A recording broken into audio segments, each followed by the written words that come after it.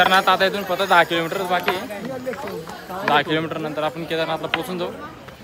आणि पिट्टू जो केलेला आहे तो बॅगवाला ऑलरेडी 4 बॅग घेऊन पुढे गेलेला आहे. त्याच्यासोबत बंटी गेलेला आहे. पप्पा ते सगळेजण मागे आहेत. पप्पा, कल्पेश आणि वैभव. मी दोघांच्या मध्ये, ते बाकीचे मागे, बंटी पुढे बॅगकडे लक्ष देण्यासाठी. आणि आता 10 किलोमीटरच्या अंतरावरचा जो व्ह्यू आहे ना तो एकदम बघण्यासारखा आहे.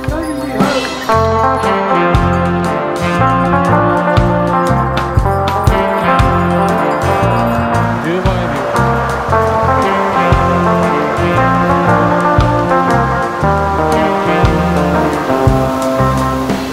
आमच्या इथे खच्चर वगैरे जाण्यासाठी ना तिथून एक समोर आपण रस्ता आहे. हे ह्या लाईनीला तिथून खाली उतरतात या साईडला.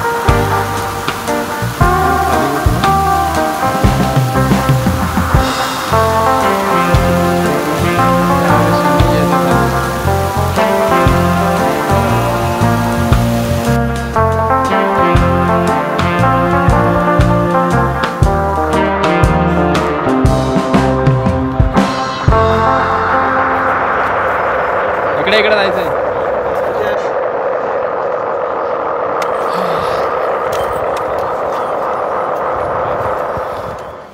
जाम थकलो डायरेक्ट. आणि काय करू, मजा बी तेवढी येते जेव्हा सीन पाहतोय ना. असं वाटतं अजून पुढे काहीतरी नवीन पाहायला भेटेल, अजून काहीतरी मस्त पाहायला भेटेल. कारण की चढताना आपण एकदम सीन मस्त दिसतोय. हे बघा,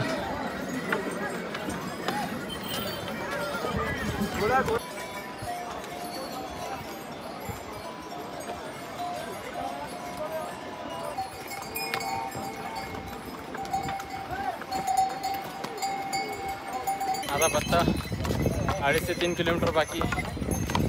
पण आता थंडी हवा पण लागते, थकलो पण आहे. चढते आता उतरते नॉर्मल, एवढं काही वाटत नाही. पण तरी बी एकदम जाम थकलो आहे. असं वाटतं की फक्त बस आता झोपायला पाहिजे. भूक पण लागते, पाण्याची ताण पण लागते. सगळं करून झालं का थोडा वापस परत तेच. आता वरती आलो ना, इकडचा व्ह्यू पण लय छान. इकडचा व्ह्यू बघण्यासारखा.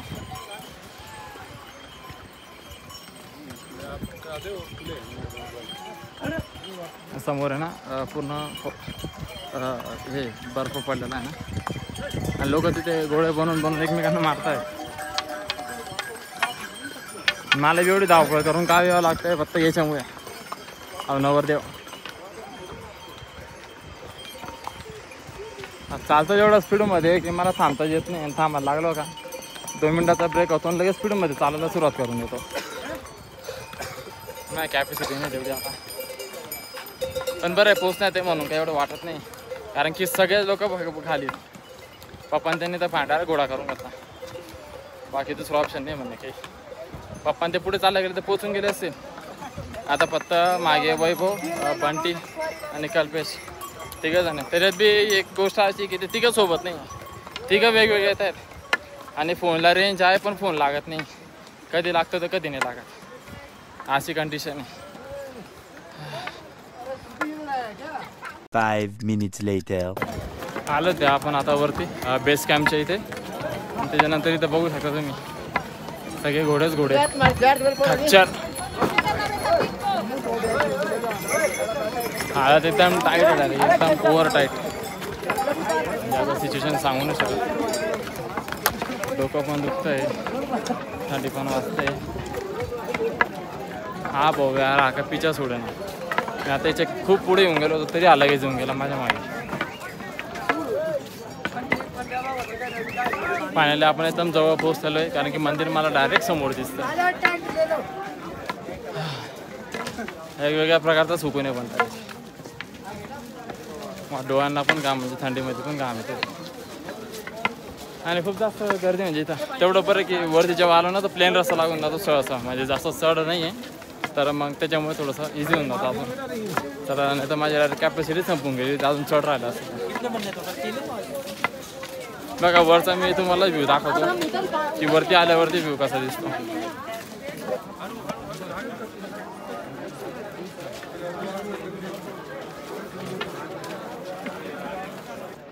कष्ट बघा भाऊशू, कष्ट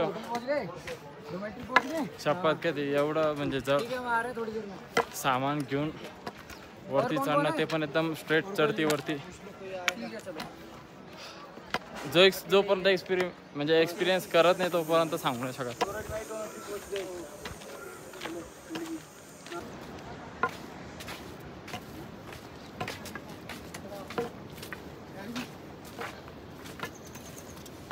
मी आता मागच्या एका बोळीतून आलो. मला माहिती नाही की एक्झॅक्ट रस्ता या मंदिराच्या समोर निघेल.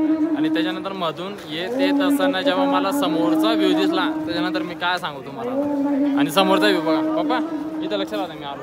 त्यात पहिले मंदिराच्या समोरचा जो व्ह्यू आहे, एंट्री, स्टेअर्स वगैरे सगळे. आणि त्याच्यानंतर हा बघा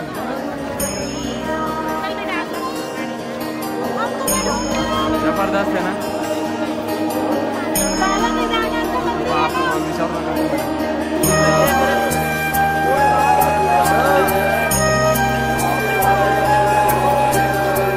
व्ह्यू भेटला ना तर नीट बघा तुम्ही, एकदम इंटरेस्टिंग आहे. कारण की ना मंदिराच्या एक्झॅक्ट पाठीमागे ना मुलं डायरेक्ट डोंगरी गर्दी असल्यामुळे मला दाखवता येत नाही व्यवस्थित. हा व्ह्यू एकदम क्लास आहे, नीट बघा. त्याने एक्स्ट्रा देऊन बी दिले, एक पाकिट एक्स्ट्रा दिले त्याने. आणि 2 खाल्ले, 4 विकून दिले. खा लो बोले तर त्याला म्हटलं हे थोडस माहिती का आम्हाला. चलो आपण आता फायनली आलोय आपल्या स्टेच्या लोकेशनला. केदारनाथच्या पायऱ्या सगळ्यात नंतर हा म्हणजे आज रूम मी खास व्ह्यूच्या दृष्टिकोनातून घेतलेला आहे. हा त्या रूमच्या बाल्कनीतला व्ह्यू. इकडं भैरव बाबाचं मंदिर आहे. लगा लाईट आहे.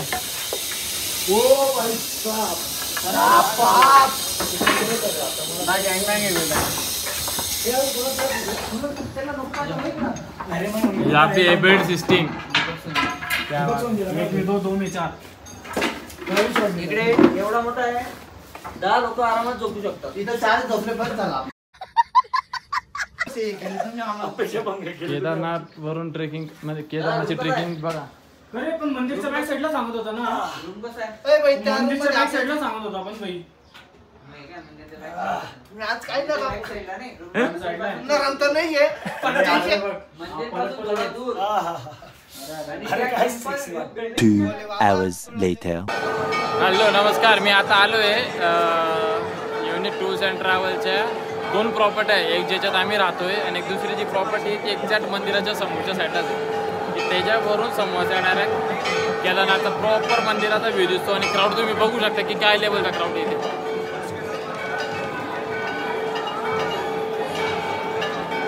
क्राऊड बघा, क्राऊड. त्याच्यानंतर इथं भक्तांची लाईन बघा. लाईन वापस त्या ठिकाणी अजून.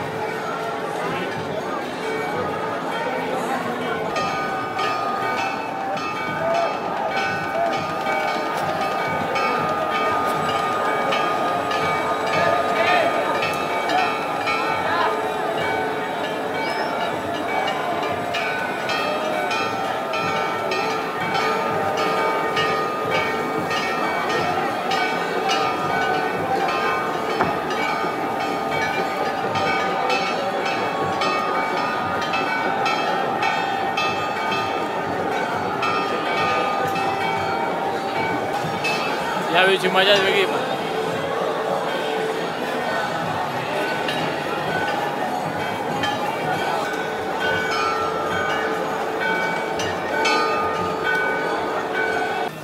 आम्ही आलो आता रात्रीच्या जेवणाचा प्रोग्राम करायला डिनरसाठी. आणि यांची हालत बघा फक्त, यांची हालत काय झालेली.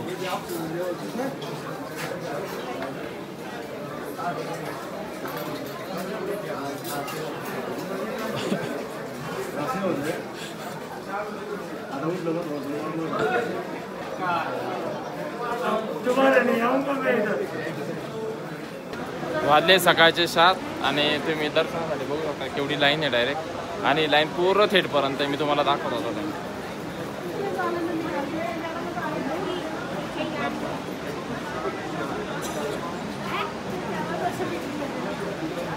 नहीं आगे भैया आ रहा है ना, मम्मी पीछे खड़ी थी, आगे पीछे क्या नाम भाई channel? Nikhil More blog. Nikhil More blog. जय महाकाल। जय महाकाल।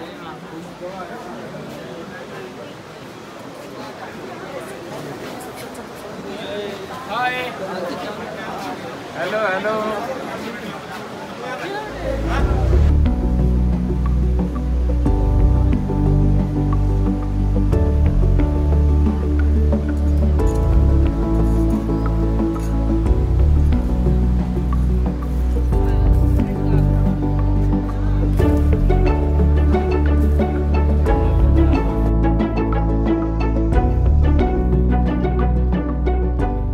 ऐसा है, जब आपदा आई थी ना बेटा, तो ये मंदिर की रक्षा के लिए ये इसका नाम है वैसे भैरवशिला, इसको भीमशिला का नाम दिया गया है। क्या रक्षा करने के लिए पानी कट गया है, आधा उधर चला गया आधा इधर चला गया, तब से ये इसका नाम भीमशिला दे दिया। वैसे ही है भैरवशिला, क्योंकि यहाँ के रक्षक तो भैरव जी है ना, क्या द्वारपाल महादेव के भैरव हैं, इसीलिए वो सामने आदि गुरु शंकराचार्य जी की समाधि है, उन्होंने तप किया, तब यहाँ की बर्फ पिघली।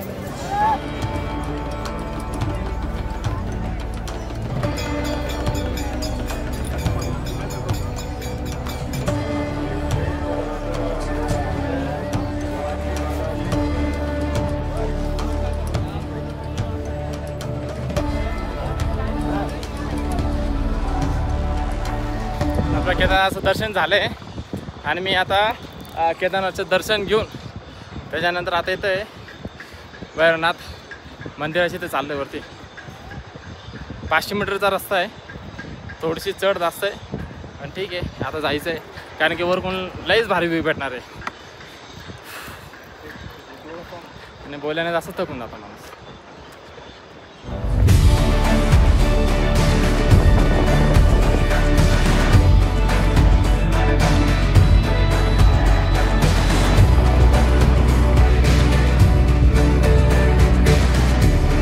मंदिराजवळ आता लवकरच आपण पोहोचू, दर्शन घेऊ, काही फोटो घेऊ आठवणीसाठी।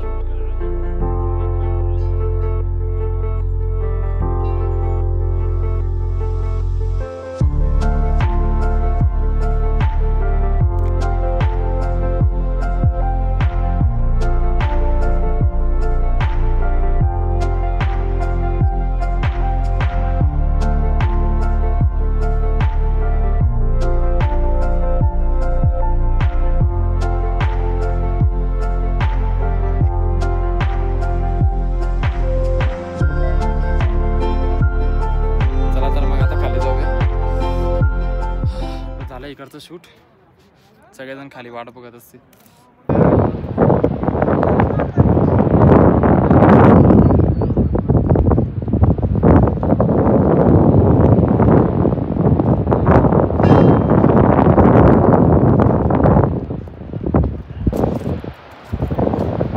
आता आपण खाली उतरतोय।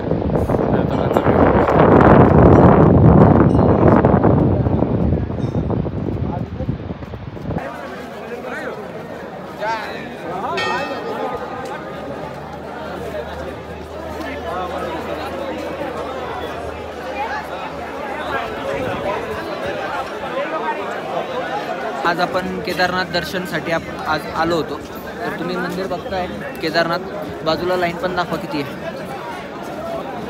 ही जी लाईन आहे ही जवळपास रात्री 1-1:30 वाजेपासून ही लाईन चालू होते। आम्ही स्वतः आमचा जो ग्रुप आहे तो ग्रुप रात्री 3:30 वाजेपासून लाईनीत होता आणि आता 3 वाजले तेव्हा हा ग्रुप पूर्ण जस्ट दर्शन घेऊन बाहेर निघाला आहे। आपल्या प्रवासाला झाली सुरुवात। आता आपण केदारनाथवरून परत खाली सोनप्रयागला चाललोय. बघू आता किती टाइम लागतो. आता टाइम किती झाला बघ वॉशमध्ये. परफेक्ट 4:30ला आम्ही निघाली म्हणजे निघण्यासाठी सुरुवात केलेली आहे. आता खाली किती वाजेपर्यंत पोहोचतो बघूया. 5 minutes later. साधारण आपण आता ट्रॅक उतरत 4-4.5 किलोमीटरचा ट्रॅक पार केलेला आपण. आणि उतरायला जास्त वेळ नाही लागला कारण की जेवढा वेळ चढायला लागतो बापरा मजबूत म्हणजे पाय एकदम जाम होऊन जातात. उतरायच्या वेळेस एवढं वाटत नाही. फक्त जास्त जर मोठी शिडी असेल तर उतरावं लागतं. नेक्स्ट मॅन भी सॉरी छोटा काय गप बाता करत तुझे बोलता नाही असतं रे. या बडी या आय नो आणि वरती ना पूर्ण असं ढगा येऊन गेलेले. पूर्ण फॉग झालं ना. घोडेपाले कसे पळतात रे केव्हा कोणाला लाभ घालून सांगता नाही. वाटतं तुम्हाला मित्रांनो त्यांना कशाला काय वाटत. त्यांना कशाला काय वाटेल. मला तर गारगार वाटतंय. मी तर बर्फ माझं आंघोळ करतो. एवढं थंड वाटतंय मला. आम्ही केदारनाथला सकाळी 3 वाजता आंघोळ केलेली आहे. 3 वाजता आंघोळ केलेली भाऊ. 3 वाजता 4 वाजता लाईनीत लागलो. दर्शन घ्यायला गेलेले होते. मंदिराच्या बाहेर निघालो म्हणजे जवळपास मला 12 तास लागले. 12 तास फक्त दर्शन घ्यायला. आणि फक्त 1 किलोमीटर डिस्टन्स कव्हर किलोमीटरला आम्हाला 12 तास लागले पार करायला. म्हणजे जी लाईन होती दर्शनाची लाईन ती साधारण 1 किलोमीटर किंवा 800 मीटरच्या आसपास. बघ ही झील होती. ये ठीक आहे मारे को हे बघा इथे जो स्नोफॉल झालेला ना तो सगळा बर्फ जमा झालेला. छान थंड वातावरण ना इथं. स्मोक बघा स्मोक पुरा फॉग होऊन गेला नाही. पुरा जोरदार फॉग झाला काही दिसत नाही खाली.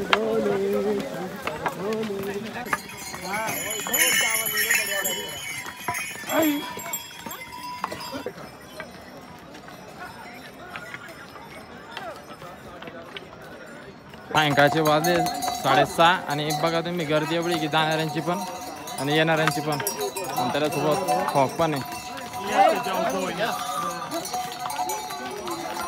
सगळ्याच ठिकाणी चांगला रस्ता राहिला असं नाही तर या फॉगमुळे बाकीचं आता की पूर्ण पाऊस म्हणजे बारीक बारीक जे पाणी येतंय भरून तर त्या पाण्यामुळे सगळ्यात चिखल होऊन गेला नाही. फक्त काय पडला नाही म्हणजे बर्फ वितळतो ना तर त्याच्यामुळे सगळं चिखल होऊन गेला इथे.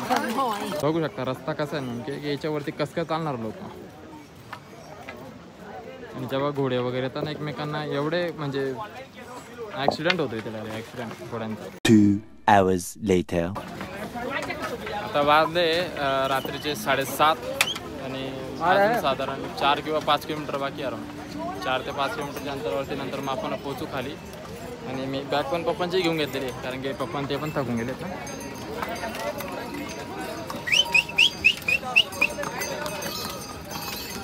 ग्रुपमधल्या ऑलमोस्ट सगळ्या मोठ्या मेंबरनी वयस्कर मेंबरनी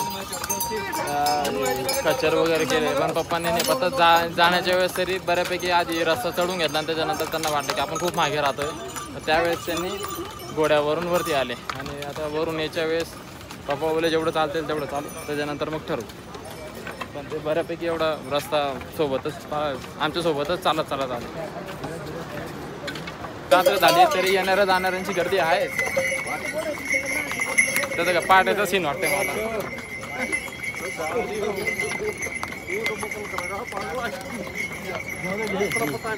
नाही चालता येते का वैभव गाठी घेऊन घे वैभव.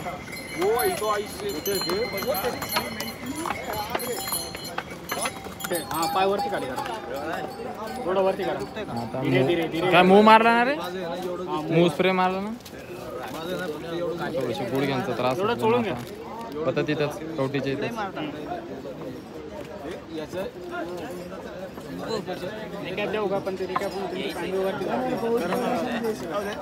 आता वाजले रात्रीचे 9:30.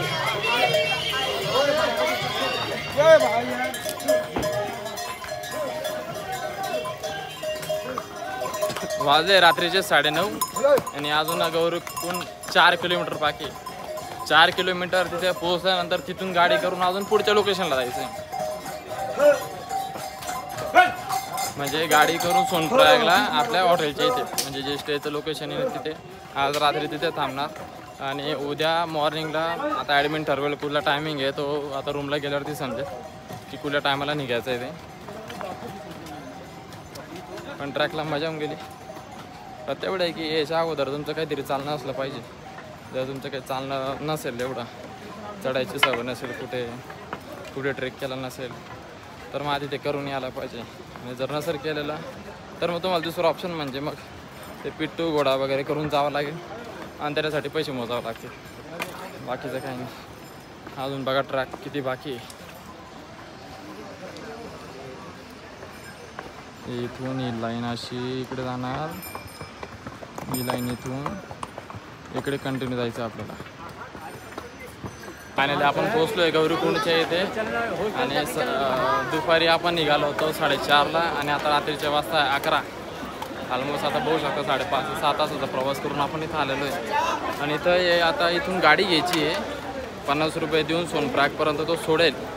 त्याच्यानंतर सोनप्रयागवरून जर आपली हॉटेलवाली जर गाडी जर ट्रॅफिक नसेल तर ते घ्यायला येऊ शकता. जर ट्रॅफिक राहिली तर ते नाही येणार. आपल्याला आपली गाडी करून तिथे पोचावं लागेल. आता वाजले 11:47 म्हणजे अराऊंड ऑलमोस्ट 12 वाजेमध्ये आले. आणि आपल्या टीम मेंबर आत्ता आले आहेत म्हणजे पप्पा आणि बंटी आलेला आहे. कल्पेश आणि कल्पेशची मम्मी बाकी आली.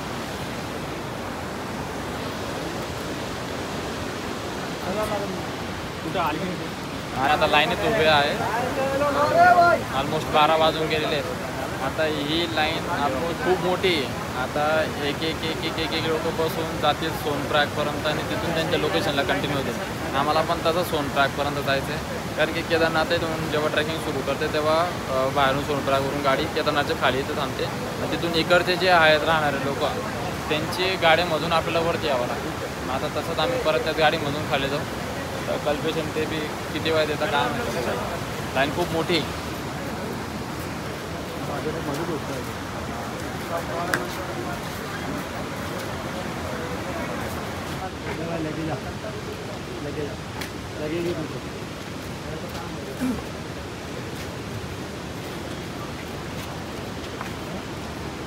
खुश हो या बंदा. गाडी अशी येते इथून. आता बऱ्यापैकी आपण यांचे सिच्युएशन बघा फक्त आता कधी सुट्टी द्यायचं संजीव.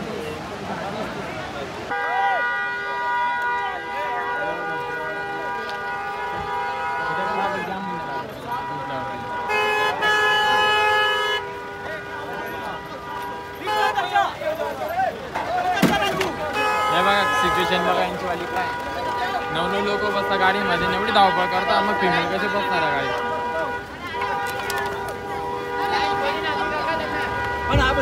आता पोहोचलो आपण प्रयागराजला पोहोचल्यानंतर आम्ही आता हॉटेलला आलो आहे. रात्रीचं जेवण करू. रात्रीचे आता साधारण 1-1:15 वाजता आहे.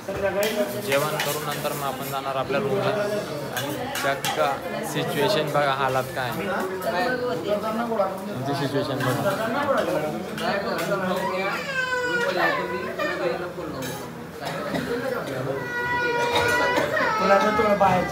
आता वाजता रात्रीचे 3:30 आणि मी ॲक्च्युली पाय चालतो आहे कारण सोनप्रयागवरून आम्हाला गाडी भेटली. गाडीने येत होतो. इन 3-4 किलोमीटरचं अंतर आहे त्या लोकेशनपासून हॉटेलला जाण्यासाठी. तर त्याच्यासाठी लागतं गुगल मॅपवरती 7 मिनटं आणि अर्ध्या-पाऊण तास झाले फक्त गाडीमध्ये बसून बसलेलो आहे. नंतर संध्याकाळला मी म्हटलं अरे निघून जाऊ आता. पाय चाललं तर त्याच्यापेक्षा पाय तरी परवडेल. निघून गेलो. बाकीच्या गाडीमध्ये बसलेले मी चाललो आहे पुढे. आता हॉटेलला जाऊन झोपून घेत.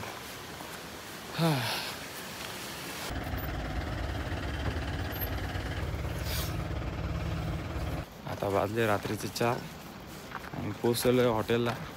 आता सगळ्यांची अशी सिच्युएशन आहे की आता कधी बेडवर जाऊन झोपणार आणि कधी नाही. एकदम हालत टाईट. मरेलवाणी चालत आहे.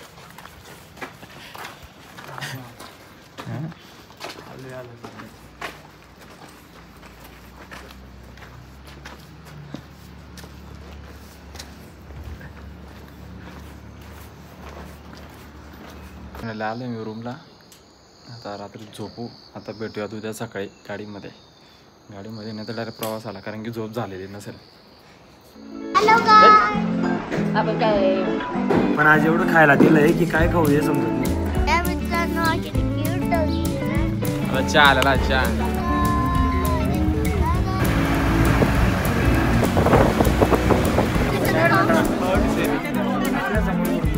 ती गोष्ट इथे बघायला भेटते.